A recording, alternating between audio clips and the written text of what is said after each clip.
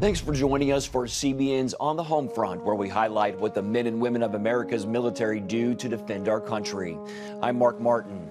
The government shutdown is temporarily over, but all eyes remain on the southern border still as lawmakers work to agree on a border security deal and President Trump's demand for $5.7 billion in border wall funding. Pentagon officials say the cost of maintaining active duty military and National Guard troops at the border has risen to more than $230 million. President Trump deployed additional troops last April and estimated that the cost for maintaining them there through September 2019 would total about $550 million. Trump says border security is his top priority. In a recent Rose Garden address, he threatened another government shutdown or emergency action if he does not get a fair deal from Congress. We really have no choice but to build a powerful wall or steel barrier. If we don't get a fair deal from Congress, the government will either shut down on February 15th again, or I will use the powers afforded to me under the laws and the Constitution of the United States to address this emergency. We will have great security. Acting Defense Secretary Patrick Shanahan told military officials that the Department of Homeland Security has already made requests for assistance from the Defense Department, saying that may mean several thousand more active duty troops sent to the border. Meanwhile, the National Guard continues to work to provide support to U.S. Customs and Border Protection along the border. Here's the fourth episode in a five-part series to show you what day-to-day life looks like for those on the front lines along the southwest border. For my job, what I do is they have me welding here in the shop, and usually if they can't, get people to weld from the Border Patrol, they would have to get off the line to come here and do the job. They have like the National Guard doing jobs like those here. They have me welding, doing whatever they need, building the beacons, camera boxes, trailers, whatever they need. That way they don't have to get off the line. We have Border Patrol agents that have been instructing us on how to actually work all of the radios and computer equipment in here. So the agents that are originally in there, they can actually go out into the field. I operate cameras to scan around certain areas, possibly help keep eyes on agents to make sure that they're safe while out in the field. The United States has reached an agreement with the Taliban that would potentially end 17 years of war in Afghanistan. After 6 days of talks with high-ranking members of the terror group, a top U.S. envoy says they have a framework of a peace deal, but the details still need to be fleshed out. Acting Secretary of Defense Patrick Shanahan recently met with NATO Secretary General Jens Stoltenberg at the Pentagon to discuss international security and troops in Afghanistan. While they did not give details, the two leaders said troops won't be pulled prematurely. We are in Afghanistan to create the conditions for a peaceful negotiated solution. We are there to train and assist and advise the Afghan soldiers so they can take care of security stability in Afghanistan themselves. We will not stay longer than necessary, but we will not leave before we have a situation which enables us to leave or reduce the number of troops without jeopardizing the main goal of our presence, and that is to prevent Afghanistan from becoming a safe haven for international terrorists once again. Almost 3,500 coalition forces have died in Afghanistan since the start of Operation Enduring Freedom back in 2001. 2,200 of them were Americans. More than 147,000 civilians have died in 17 years of war.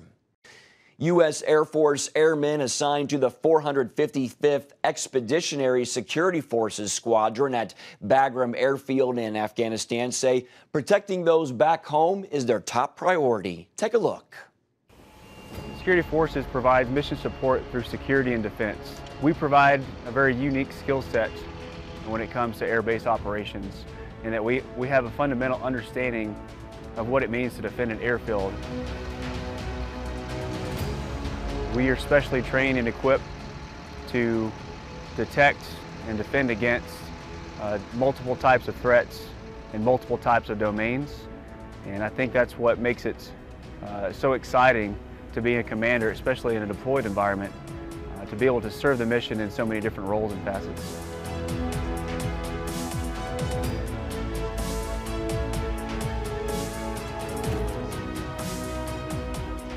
Honestly, this is probably one of the best missions to be a part of, because the mission that we're doing out here enables the men and women back home to be safe and secure. We take the fight to the enemy out here. Our role as security forces enables that fight by keeping these aircraft safe, keeping the men and women of this base safe so they can go out there and perform that mission.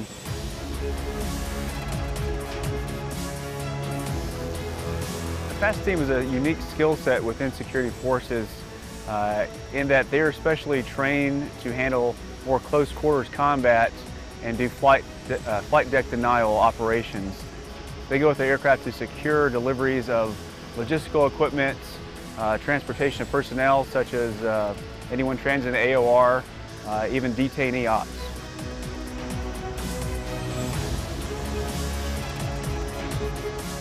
The defenders that we get out here are probably some of the most disciplined individuals that we see in the career field. And the reason I say that is because the threat is real. That really kind of focuses how they perceive their mission and their role in that mission, because here it is nothing but mission, it is nothing but defense. And I think they find a lot of value in that, and I think they're very appreciative of that opportunity. In other news, a federal court has ruled that Vietnam veterans who served on ships offshore during the war are eligible for benefits to treat illnesses linked to exposure to the chemical Agent Orange.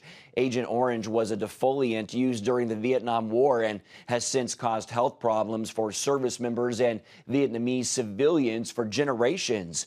For years, Navy veterans who served aboard aircraft carriers, destroyers, and other ships were deemed ineligible for the same disability benefits as veterans who served on the ground and inland waterways.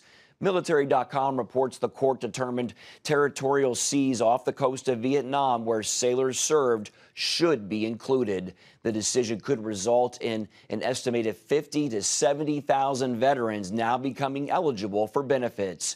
Veterans affected by the ruling must still go through a VA evaluation to ensure they meet all of the eligibility criteria. Vietnam veteran Bob Schaefer died from complications related to Agent Orange exposure last year. He recounts his tour of duty and how Agent Orange affected his health.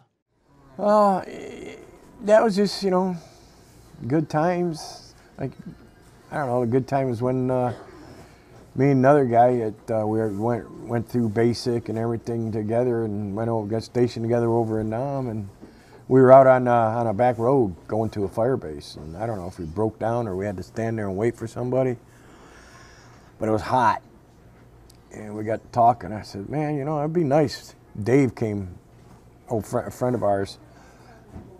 If Dave came by and had a can full of ice cold beer, all of a sudden his dump truck goes flying by, dust flying, he hits the brakes, and dust clears away, here comes this little short bow-legged guy.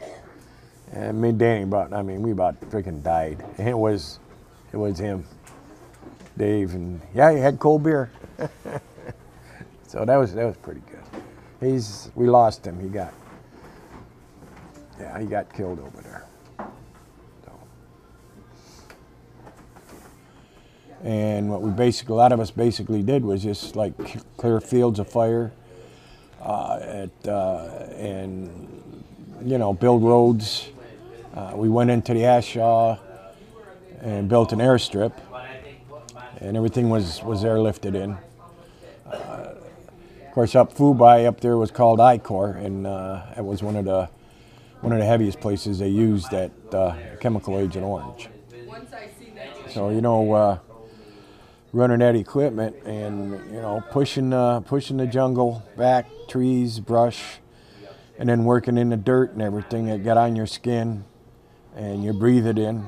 I don't think I was ever in an area where they ever seen it sprayed right on me, but it was in the in the bushes and trees and actually in the dirt too, the ground. So otherwise, that's basically, I've been having this problem since I was 35. I actually turned 35 in a VA hospital, which I had no idea there was a VA hospital till my uncle told me. He was a World War II vet. And that's how he ended up. I went in, I was getting pain, I went in, and he wouldn't let me go home. So I had open heart surgery, and it just got a little worse over the years. And at 55, they told me I couldn't drive truck anymore. So I've been retired, actually disabled. They put me, eventually put me 100% disabled.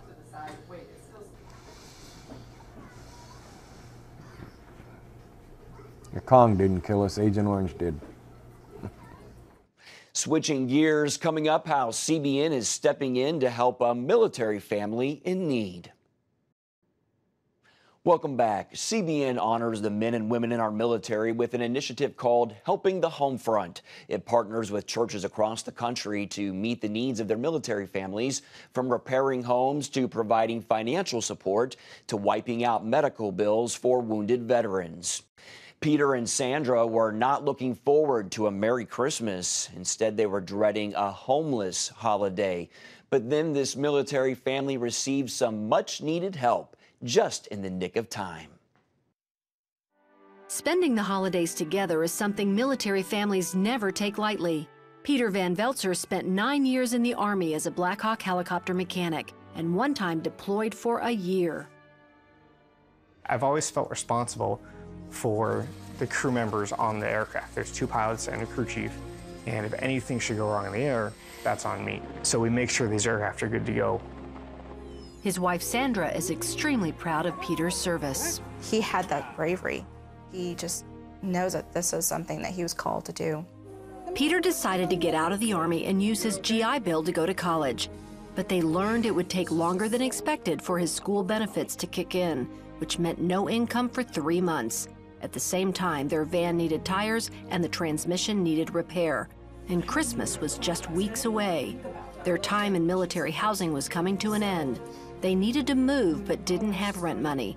Instead of preparing for the holidays, the couple started contacting homeless shelters. The fights began. Panicking and frantic, and I'm thinking, how we're going to support this family, what's going to happen? With money matters out of her control, Sandra decided to work on something she could control, strengthening her relationship with God. She started attending Bethel Community Church near Fort Campbell. She joined a women's Bible study and read the Word every day.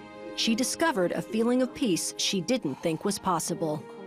It really has proven that the more I decided to stick with God, the more that He wants so much for me, how much He loves me, how much He loves our marriage. When Peter noticed Sandra's change, he started attending a men's Bible study. It wasn't long before Peter's attitude changed too. It was just like a feeling of joy, and everything's because I'm going to trust in Christ. Everything's going to be okay because of that. Now the fight is for each other, to keep fighting for our future, for our family's future.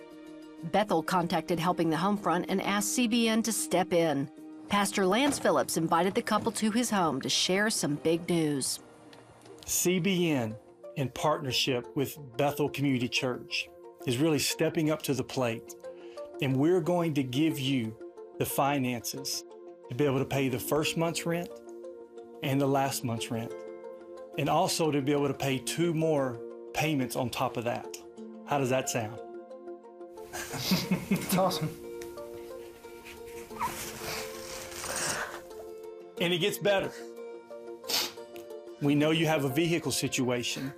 CBN, in partnership with Bethel, is going to be able to step up and give you the finances to repair your vehicle. Thank you, God. It even gets better. Oh, Lord, help me. We know Christmas is coming. And when you go through financial difficulties, that can be one of the most hardest seasons to walk through.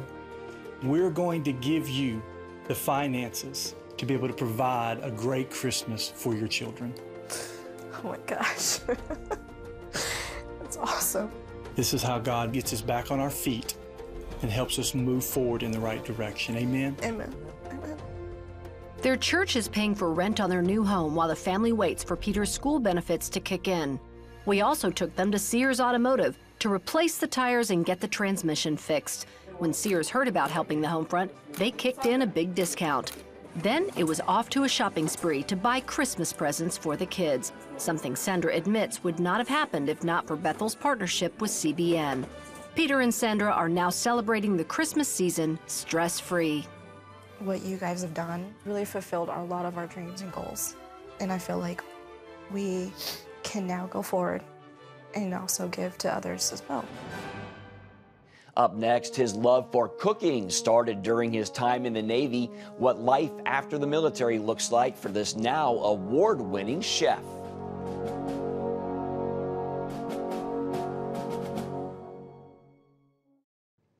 Thanks for staying with us. The military recently launched an initiative called This Is Your Military to help bridge the gap between civilian and military life. Using the hashtag #KnowYourMil on social media, the DoD wants to give you a first-hand look at the people wearing the uniform. And there are many misconceptions, as you can imagine, about military life floating around. This new campaign aims to clear some of them up. Chef Chad White served in the U.S. Navy as a cook, where he discovered his passion for cooking. He's now a veteran who is an award-winning and well-recognized restaurant owner and chef. He even appeared on season 13 of TV's Top Chef. Here's his story. You know, life's funny. I never thought I'd be a cook. In a million years, I never thought I'd be a cook. 9/11 happens. Out of frustration, confusion, anger, I went down to the recruiter's office. I qualified to be a Navy cook and signed up that day.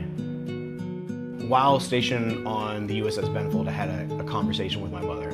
She said, "Chad, you've been an RC your entire life. Not sure why you can't connect the dots here.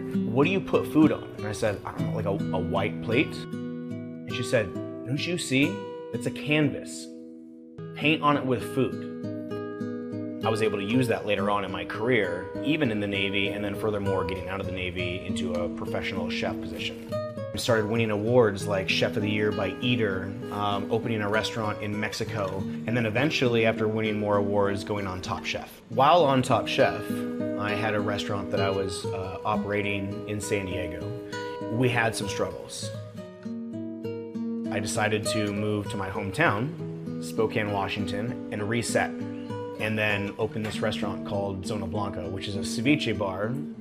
Like, looking back through my career, it's like everything happens for a reason, and I owe the military for all of it. Don't go anywhere. We'll be back right after this. One special group of U.S. Air Force airmen in Afghanistan are responsible for recreating as much of home life as possible for deployed airmen. These airmen do that by bringing in morale events as well as the capability to further airmen's professional and military education.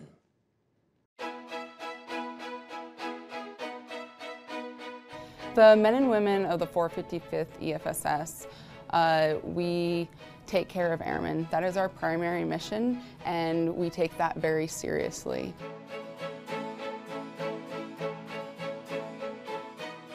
We want to replicate home as much as possible. I know in our current environment that is really tough to do, but if we can replicate as much as possible, let them know that, hey, we are your family away from home. We are home away from home. We are here for you. When they have precious downtime, we give them the ability and the capability to work on their professional or personal education. We give them places that they can have camaraderie with one another. Doing the same thing over and over, it can get repetitive, it can get old real quick. But as long as we are there to reset that and let them go back out there and take care of the mission, that's very important. We provide those activities, whether it be through a block party where people in their precious downtime can just take a break from their mission and be with their fellow service members and people who they work with.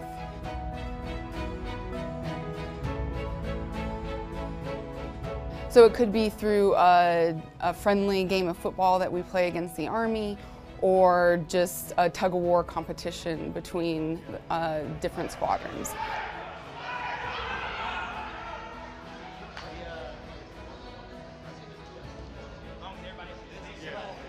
Really, my airmen make my job easy.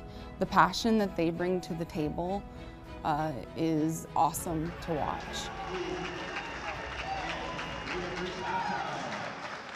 It's the feeling. It really is. It's the feeling to know that our purpose is being highly appreciative. Our purpose is working.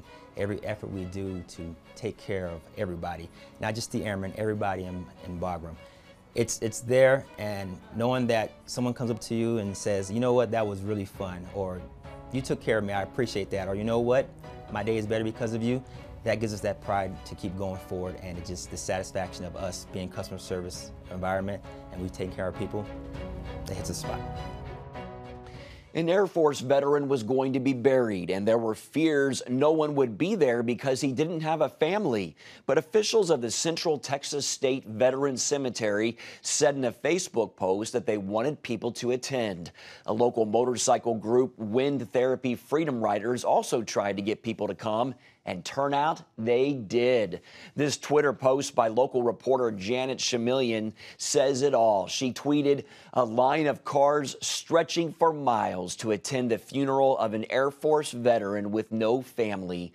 One woman commented after seeing the photo, "Just bucket loads of tears for this gathering, this Air Force veteran, and for the hope this brings about the real, true values of Americans all across this great nation." The funeral was held Monday, and so many people attended to honor and remember Air Force veteran Joseph Walker that most had to stand. Walker served in the Air Force from 1964 to 1968, according to television station KVUE. The 72-year-old Walker was buried with full military honors. What a powerful story. Well, stay tuned next week for episode 2 of Making of a Sailor. In the meantime, you can find more of our exclusive coverage at cbnnews.com. Hope you'll join us next time. Have a great day.